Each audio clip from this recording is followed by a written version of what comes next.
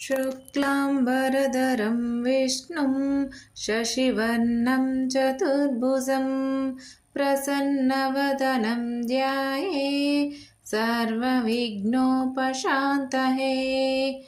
अगजाननपद्मार्क्यं गजाननमहर्निशम् अनेकदन्तं भक्तानाम् एकदन्तमुपास्महे। शुक्लाम्बरधरं विष्णुं शशिवर्णं चतुर्भुजं प्रसन्नवदनं ध्यायेत् सर्वविघ्नोपशान्तये। अगजाननपद्मार्क्यं गजाननमहर्निशम् अनेकदन्तं भक्तानाम् एकदन्तमुपास्महे। शुक्लाम्बरधरं विष्णुं शशिवर्णं चतुर्भुजं प्रसन्नवदनं ध्यायेत् सर्वविघ्नोपशान्तये।